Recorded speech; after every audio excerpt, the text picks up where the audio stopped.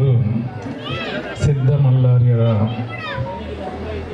ಪಾದ ಪದ್ಮಗಳಲ್ಲಿ ಭಕ್ತಿಯಿಂದ ಕೊಡಮುಡುತ್ತ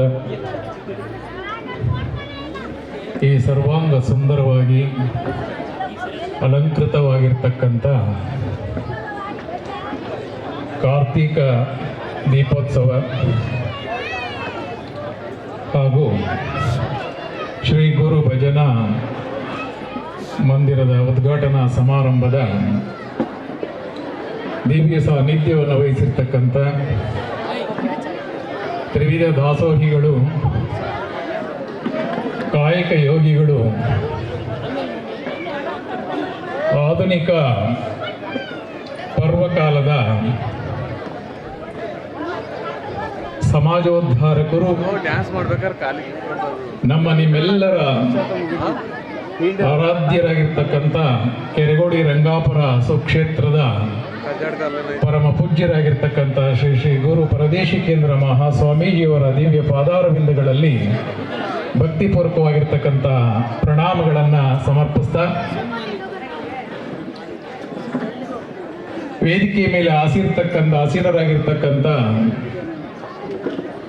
ನರೇಂದ್ರಪ್ಪನವರೇ, ಕುಮಾರಸ್ವಾಮಿಗಳವರೇ, ಶಿವಪ್ರಸಾದ್ರವರೇ, ಪ್ರಕಾಶ್ರವರೇ, ರಾಂಪುರ ರಾಜಶೇಖರವರೇ, ಶಿವಪ್ಪನವರೇ, ಎಲ್ಲ ಅತಿಥಿ ಮಹೋದಯರುಗಳೇ, ಕಾರ್ಯಕ್ರಮವನ್ನು ಬಹಳ ಅಚ್ಚುಕಟ್ಟಾಗಿ ನಿರ್ವಹಣೆ ಮಾಡ್ತಾ ಇರ್ತಕ್ಕಂಥ ಶ್ರೀಮಠದ ಸಂಸ್ಕೃತ ಪಂಡಿತರಾಗಿರ್ತಕ್ಕಂಥ ನಮ್ಮ ಗಂಗಣ್ಣನವರೇ, ವೇದಿಕೆಯ ಮುಂಭಾಗದಲ್ಲಿ ಆಸೀನರಾಗಿರ್ತಕ್ಕಂಥ ಚಲುವನಹಳ್ಳಿ ಹಾಗೂ ಸುತ್ತಮುತ್ತಲಿನ ಎಲ್ಲ ಸದ್ಭಕ್ತ ಶರಣೆಯರೇ, ಸ್ವಕ್ಷೇತ್ರದ ಆಶ್ರಯದಲ್ಲಿ ನಡೀತಾ ಇರತಕ್ಕಂಥ ಎಲ್ಲ ಶಾಲಾ ಕಾಲೇಜುಗಳ ಶಿಕ್ಷಕ ಬಂಧುಗಳೇ, ಬೋಧಕೇತರ ವರ್ಗದವರೇ, ಪ್ರೀತಿಯ ವಿದ್ಯಾರ್ಥಿನಿಯರೇ, ವಿಶೇಷವಾಗಿ ಜಾನಪದ ನೃತ್ಯಗಳ ಮೂಲಕ ತಮ್ಮನ್ನೆಲ್ಲರ ರಂಜಿಸಿದ ವಿದ್ಯಾರ್ಥಿನಿಯರೇ, ಸದ್ಭಕ್ತ ಬಂಧು ಭಕ್ತರೇ, ಬಹಳ ಸಂತೋಷವಾಗಿರ್ತಕ್ಕಂಥ ಒಂದು ದಿನ ಇವತ್ತು. ಎತ್ತಣ ಮಾಮರ ಎತ್ತಣ ಕೋಗಿಲೆ ಎತ್ತಣಿಂದೆತ್ತ ಸಂಬಂಧವಯ್ಯ, ಬೆಟ್ಟದ ನೆಲ್ಲಿಕಾಯಿ ಸಮುದ್ರದೊಳಗಣ ಉಪ್ಪು ಎತ್ತಣಿಂದೆತ್ತ ಸಂಬಂಧವಯ್ಯ, ಗುಹೇಶ್ವರ ಲಿಂಗಕ್ಕೆಯೋ ಎನಗೆಯೋ ಎತ್ತಣಿಂದೆತ್ತ ಸಂಬಂಧವಯ್ಯ ಅಂತ ಹೇಳಿ ಈ ವಚನದ ಅರ್ಥ ಬಹಳ ಚೆನ್ನಾಗಿರ್ತಕ್ಕಂಥದ್ದು.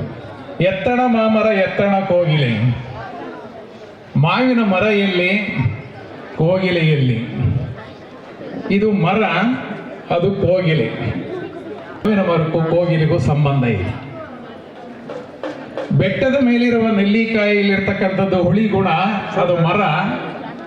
ಸಮುದ್ರದೊಳಗೆ ನೀರಿನ ರೂಪದಲ್ಲಿರ್ತಕ್ಕಂಥದ್ದು ಉಪ್ಪು. ಈ ಮರಕ್ಕೂ ನೀರಿಗೂ ಉಪ್ಪಿನ ಸಂಬಂಧ ಹೇಗಪ್ಪ ಅಂತಂದ್ರೆ ನೋಡಿ, ಉಪ್ಪು ಹುಳಿ ಎರಡನ್ನ ರುಚಿಕರವಾದ ಅಡಿಗೆಯನ್ನು ಮಾಡಿದಾಗ, ತಂಗಿ ಇವನಂತ ಚಲುವನಿಲ್ಲ ನೋಡು ಬಾರೆ, ಇವನಂತ ಚಲುವನಿಲ್ಲ ನೋಡು ಬಾರೆ, ಶಿವನು ಭಿಕ್ಷಕ್ಕೆ ಬಂದ ನೀಡು ಬಾರೆ ತಾಯಿ, ಇವನಂತ ಚಲುವನಿಲ್ಲ ನೋಡು ಬಾರೆ, ಇವನಂತ ಚಲುವನಿಲ್ಲ ನೋಡು ಬಾರೆ. ಯಾರಾಗದು ಚಲುವ? ಯಾರು ಚಲುವ? ನೋಡಿ ಎಷ್ಟು ಚೆನ್ನಾಗಿದೆ ಊರಿನ ಹೆಸರು. ಚಲುವ ಬೇರೆ ಯಾರೂ ಅಲ್ಲ, ನಮ್ಮ ಸದ್ಗುರು ಸಿದ್ಧ ಮಲ್ಲಾರ್ಯರು. ಪರಶಿವನನ್ನು ಒಲಿಸಿಕೊಂಡವರು, ಇದೇನು ಸಾಮಾನ್ಯವಾದ ಮಾತೆ, ಇದು ಕೆಲಸನೇ. ಇದು ನಮ್ಮ ಆಧ್ಯಾತ್ಮ ಅಂತಕ್ಕಂಥದ್ದು ಇದೆಯಲ್ಲ, ಆ ಆಧ್ಯಾತ್ಮದಲ್ಲಿ ಚಲುವನ್ನ ನಾವು ಸೌಂದರ್ಯವನ್ನು ಹೇಗೆ ಕಾಣ್ತೀವಿ ಅನ್ನೋದಕ್ಕೆ ಒಂದು ವಚನ ಇದೆ.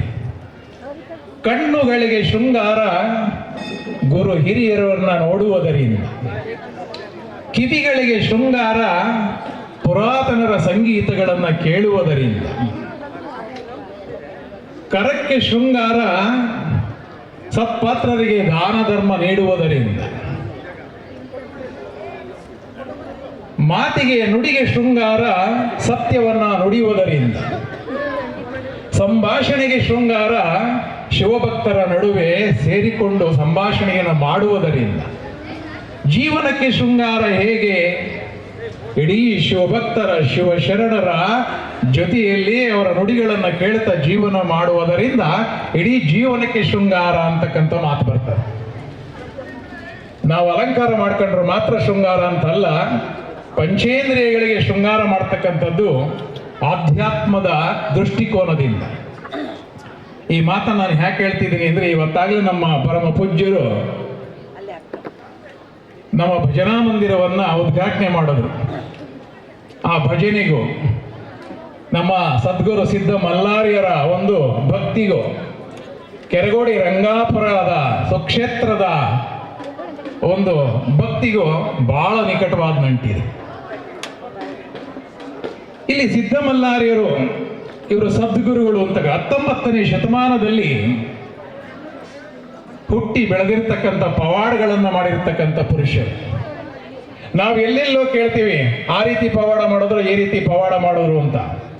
ಆದರೆ ನಾವು ನಮ್ಮೂರುಗಳಲ್ಲಿರ್ತಕ್ಕಂಥ ಪವಾಡಗಳನ್ನು ಮಾಡಿರ್ತಕ್ಕಂಥ, ಸಾಧನೆಗಳನ್ನು ಮಾಡಿರ್ತಕ್ಕಂಥ ಸದ್ಗುರುಗಳನ್ನು ನಾವು ನೆನೆಸ್ಕೊಳ್ತಕ್ಕಂಥದ್ದು, ಅವರನ್ನು ಆರಾಧನೆ ಮಾಡ್ತಕ್ಕಂಥದ್ದು ಬಹಳ ಮುಖ್ಯವಾಗಿರ್ತಕ್ಕಂಥದ್ದು.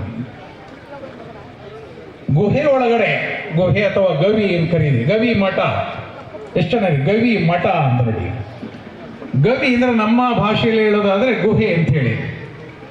ನಮ್ಮ ಹಿರಿಯರು ಒಂದು ಮಾತು ಹೇಳ್ತಾರೆ, ಹಿಂದಿನ ಕಾಲದಲ್ಲೆಲ್ಲ ಮನೆ ಬಾಗಿಲುಗಳನ್ನ ತಲೆಬಾಂಗಿ ಇವನಂತ ಚಲುವನಿಲ್ಲ ನೋಡು ಬಾರೆ, ಇವನಂತ ಚಲುವನಿಲ್ಲ ನೋಡು ಬಾರೆ, ಶಿವನು ಭಿಕ್ಷಕ್ಕೆ ಬಂದ ನೀಡು ಬಾರೆ ತಾಯಿ, ಇವನಂತ ಚಲುವನಿಲ್ಲ ನೋಡು ಬಾರೆ, ಇವನಂತ ಚಲುವನಿಲ್ಲ ನೋಡು ಬಾರೆ. ಯಾರಾಗದು ಚಲುವ? ಯಾರು ಚಲುವ? ನೋಡಿ ಎಷ್ಟು ಚೆನ್ನಾಗಿದೆ ಊರಿನ ಹೆಸರು. ಚಲುವ ಬೇರೆ ಯಾರು ಅಲ್ಲ, ನಮ್ಮ ಸದ್ಗುರು ಸಿದ್ಧ ಮಲ್ಲಾರ್ಯರು. ಪರಶಿವನನ್ನು ಒಲಿಸಿಕೊಂಡವರು, ಪರಶಿವನನ್ನು ಒಲಿಸಿಕೊಂಡವರು. ಇದೇನು ಸಾಮಾನ್ಯವಾದ ಮಾತೆ, ಇದು ಕೆಲಸನೇ. ಇದು ನಮ್ಮ ಆಧ್ಯಾತ್ಮ ಅಂತಕ್ಕಂಥದ್ದು ಇದೆಯಲ್ಲ, ಆ ಆಧ್ಯಾತ್ಮದಲ್ಲಿ ಚಲುವನ್ನ ನಾವು, ಸೌಂದರ್ಯವನ್ನು ಹೇಗೆ ಕಾಣ್ತೀವಿ ಅನ್ನೋದಕ್ಕೆ ಒಂದು ವಚನ ಇದೆ. ಕಣ್ಣುಗಳಿಗೆ ಶೃಂಗಾರ ಗುರು ಹಿರಿಯರನ್ನ ನೋಡುವುದರಿಂದ, ಕಿವಿಗಳಿಗೆ ಶೃಂಗಾರ ಪುರಾತನರ ಸಂಗೀತಗಳನ್ನು ಕೇಳುವುದರಿಂದ, ಕರಕ್ಕೆ ಶೃಂಗಾರ ಸತ್ಪಾತ್ರರಿಗೆ ದಾನ ಧರ್ಮ ನೀಡುವುದರಿಂದ, ಮಾತಿಗೆ ನುಡಿಗೆ ಶೃಂಗಾರ ಸತ್ಯವನ್ನ ನುಡಿಯುವುದರಿಂದ, ಸಂಭಾಷಣೆಗೆ ಶೃಂಗಾರ ಶಿವಭಕ್ತರ ನಡುವೆ ಸೇರಿಕೊಂಡು ಸಂಭಾಷಣೆಯನ್ನು ಮಾಡುವುದರಿಂದ, ಜೀವನಕ್ಕೆ ಶೃಂಗಾರ ಹೇಗೆ ಇಡೀ ಶಿವಭಕ್ತರ ಶಿವಶರಣರ ಜೊತೆಯಲ್ಲಿ ಅವರ ನುಡಿಗಳನ್ನು ಕೇಳ್ತಾ ಜೀವನ ಮಾಡುವುದರಿಂದ ಇಡೀ ಜೀವನಕ್ಕೆ ಶೃಂಗಾರ ಅಂತಕ್ಕಂಥ ಮಾತು ಬರ್ತದೆ. ನಾವು ಅಲಂಕಾರ ಮಾಡ್ಕೊಂಡ್ರೆ ಮಾತ್ರ ಶೃಂಗಾರ ಅಂತಲ್ಲ, ಪಂಚೇಂದ್ರಿಯಗಳಿಗೆ ಶೃಂಗಾರ ಮಾಡ್ತಕ್ಕಂಥದ್ದು ಆಧ್ಯಾತ್ಮದ ದೃಷ್ಟಿಕೋನದಿಂದ. ಈ ಮಾತನ್ನು ನಾನು ಯಾಕೆ ಹೇಳ್ತಿದ್ದೀನಿ ಅಂದರೆ, ಇವತ್ತಾಗಲೇ ನಮ್ಮ ಪರಮ ಪೂಜ್ಯರು ನಮ್ಮ ಭಜನಾ ಮಂದಿರವನ್ನು ಉದ್ಘಾಟನೆ ಮಾಡಿದ್ರು. ಆ ಭಜನೆಗೂ ನಮ್ಮ ಸದ್ಗುರು ಸಿದ್ಧ ಮಲ್ಲಾರ್ಯರ ಒಂದು ಭಕ್ತಿಗೂ ಕೆರಗೋಡಿ ರಂಗಾಪುರದ ಸುಕ್ಷೇತ್ರದ ಒಂದು ಭಕ್ತಿಗೂ ಬಹಳ ನಿಕಟವಾದ ನಂಟಿದೆ. ಇಲ್ಲಿ ಸಿದ್ಧ ಮಲ್ಲಾರ್ಯರು ಇವರು ಸದ್ಗುರುಗಳು ಅಂತ 19ನೇ ಶತಮಾನದಲ್ಲಿ ಹುಟ್ಟಿ ಬೆಳೆದಿರ್ತಕ್ಕಂಥ ಪವಾಡಗಳನ್ನು ಮಾಡಿರ್ತಕ್ಕಂಥ ಪುರುಷರು. ನಾವು ಎಲ್ಲೆಲ್ಲೋ ಕೇಳ್ತೀವಿ ಆ ರೀತಿ ಪವಾಡ ಮಾಡಿದ್ರು, ಈ ರೀತಿ ಪವಾಡ ಮಾಡೋರು ಅಂತ. ಆದರೆ ನಾವು ನಮ್ಮೂರುಗಳಲ್ಲಿ ಇರ್ತಕ್ಕಂಥ ಪವಾಡಗಳನ್ನು ಮಾಡಿರ್ತಕ್ಕಂಥ, ಸಾಧನೆಗಳನ್ನು ಮಾಡಿರ್ತಕ್ಕಂಥ ಸದ್ಗುರುಗಳನ್ನು ನಾವು ನೆನೆಸ್ಕೊಳ್ತಕ್ಕಂಥದ್ದು, ಅವರನ್ನು ಆರಾಧನೆ ಮಾಡ್ತಕ್ಕಂಥದ್ದು ಬಹಳ ಮುಖ್ಯವಾಗಿರ್ತಕ್ಕಂಥದ್ದು.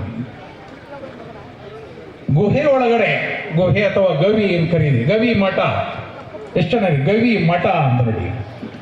ಗವಿ ಅಂದ್ರೆ ನಮ್ಮ ಭಾಷೆಯಲ್ಲಿ ಹೇಳೋದಾದ್ರೆ ಗುಹೆ ಅಂತ ಹೇಳಿ. ನಮ್ಮ ಹಿರಿಯರು ಒಂದು ಮಾತು ಹೇಳ್ತಾರೆ, ಹಿಂದಿನ ಕಾಲದಲ್ಲೆಲ್ಲ ಮನೆ ಬಾಗಿಲುಗಳನ್ನ ತಲೆಬಾ